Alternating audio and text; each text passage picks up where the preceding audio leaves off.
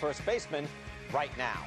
Before the break, we gave you a few clues about our player coming in at number 8, making his shredder debut, 6th highest weighted runs created plus in the American League last year, and 2nd highest weighted runs created plus for a left-handed hitter against lefty pitching last year. That player coming in at number 8 is Nathaniel Lowe of the Texas Rangers. Lowe makes his top 10 debut this year at the age of 27. He broke out for the Rangers, hitting 27 homers with a .302 batting average. Defense is not his strength, but he showed durability playing 157 games. It was a streaky year for Lowe, but he tore it up after the first 2 months of the season. From June until the end of the year, he hit a high on base and slugged .540. Nathaniel Lowe comes into the top 10 at number 8. We move up the list, and at number 7, it's Ty France of the Seattle Mariners. France broke in with the Padres years back, but came to the Mariners along with reliever Andres Munoz in a 2020 trade. That's been a big plus for Seattle, as France has now put up back-to-back productive years, averaging an OPS plus of 127 in that span. Here's France over the years, last 3 seasons. Now, he's not putting up Vlad Jr. numbers, but he's very solid. It's a very good on base in this era with decent power and a good barrel percentage as well. Moving up the list, we go to number 6, and at 6, it's Matt Olson of the Atlanta Braves. It was a big transition year for Olson, replacing Freddie Freeman after a trade and a contract extension. He had a solid season, hitting 34 homers with a 122 OPS plus. He was one of only 2 players to play 162 games last year. Numbers not as strong as they were the year before with Oakland, when he posted a 153 OPS plus. But over the last 2 years, Olson ranks among the elite at the position. Going by WAR, the only players above Olson are MVPs or MVP candidates at this position. Back now with Carlos Pena. Thoughts on Matt Olson? He's going to be somewhere here, just a matter of where, right? Well, immediately I'm going to start with the fact that he plays incredible defense. I used to take a lot of pride in my defense when I played, and he certainly does and performs. But his bat, he's a very consistent offensive ball player, and I know he had a little bit of a downtick last season. However, he's still very productive first year over there in Atlanta, and I think everyone was very happy with his performance. So one of these guys that always finds a way to be on the list, at least for the past 5 seasons or so. And you see, look, we can do just the data, the results. We can do the process data, average exit velocity. You can see he's in the top 10, barrel percentage, hard hit percentage. Olson is there, and a guy who is in his prime.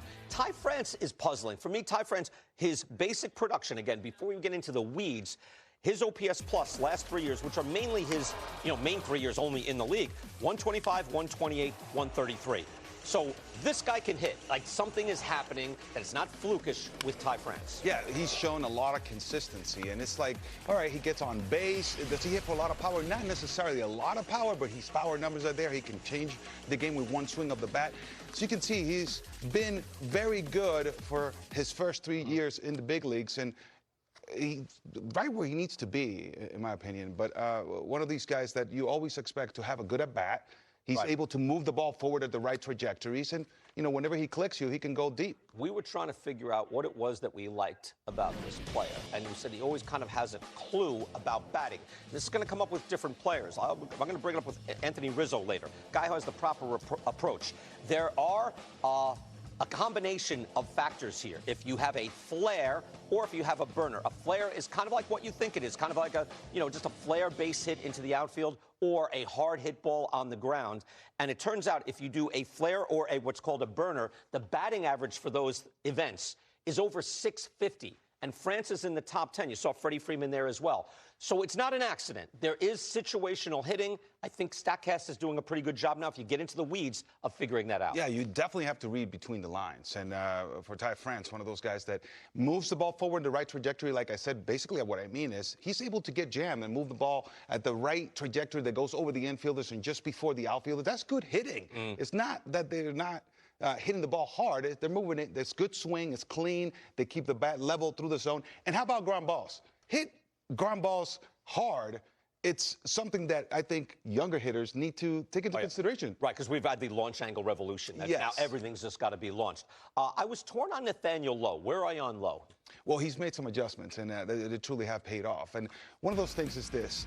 Look, you can't match him up either. Don't think about bringing in a lefty against him because he'll absolutely crush you. Only maybe second best in the league as far as lefty versus lefty, only to our man Alvarez over there in Houston. So he's been really impressive. He's higher on my list, BK. I'm really big on the adjustments that he made, and we're going to dive into them a little bit later. But really impressive. It's really panned out for him. I mean, the change of scenery, yes, but it's something in his approach that has changed. I found room for him, too, because, like, you can see the numbers there, and you can say, all right, for 3 straight years, it's a 112 weighted runs created plus, 100 being league average, and then it jumps to 143. So who is he? A little later on, we'll show you that he's probably closer to what he was last year, which is a very good hitter. Coming up, it's time to hear your top 10 first basemen right now. We asked you on social media to give us your list. Here's some of the players out there in the talent pool. C.J. Cron is out there, Vlad Jr., Josh Bell. We saw Matt Olson, now Luis Ariz, Anthony Rizzo as well. Next, we reveal your top 10. Nothing